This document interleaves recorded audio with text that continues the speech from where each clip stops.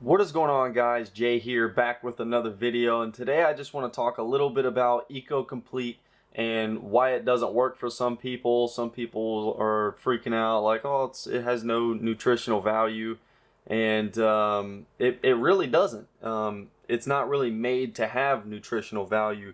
If I can get this to focus, let's see if it'll do it. There you go. So as you can see, it's literally just volcanic rock. So it's extremely porous, and what that does is it gives it a very high CEC value, which basically means that it's really good at exchanging nutrients from the water column and holding it into the substrate. So basically, the reason why this stuff doesn't work for some people is they're either A, not using root tabs, or B, not dosing the water column, which I do both. So basically, this stuff will literally last forever. You don't ever have to like buy new Eco-Complete because it's lost its nutritional value. It already comes with no nutritional value. So basically, you can use this stuff forever. And another really good thing about Eco-Complete is it makes the environment extremely healthy for beneficial bacteria, because I don't know if you guys know or not, but I know a lot of people use volcanic rock as like biomedia in their filters. And that's basically what this stuff is. It's literally just volcanic rock, so it's extremely porous and it holds a lot of beneficial bacteria. So in my opinion, you can go a little higher in the bio load. So you can put more fish in there because the substrate holds a lot of beneficial bacteria. And especially if you have a filter on top of that, that just adds to it. So I really like those. I forget what they're called. Some kind of Aquarium. That's what it's called. There's a guy on here. You should look up his channel name. It's called Dangerous Fish Bowl or The Dangerous Fish Bowl. It's one of the two. But he actually has a really beautiful tank. It's called Shahitna's Rainbow, and he actually doesn't have a filter on it at all. All he's doing is running a power head with an air hose that you can hook up to most power heads. That way you can give your water some oxygen and CO2. So your plants will benefit from the small amount of CO2 that you put in your air hose, power head, or whatever, just from the atmospheric air itself. So there's not a whole lot, but it will help your plants, and it also helps your fish. This tank here is definitely high on the bio load. I have 2 black narite racer snails.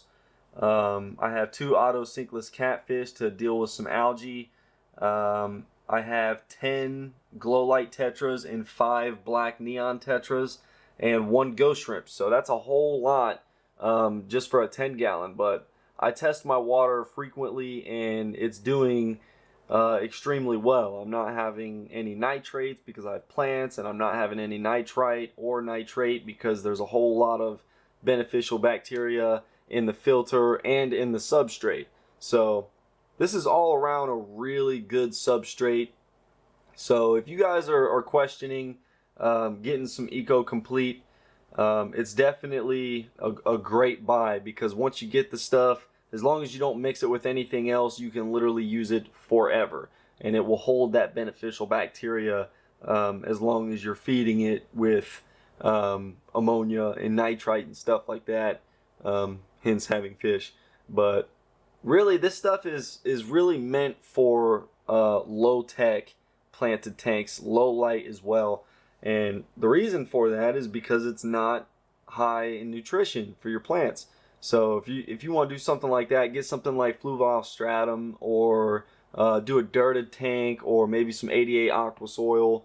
All that stuff is mainly for the higher high-end tanks. So, or high-tech tank, excuse me. But yeah, it's a great buy. It'll last you forever.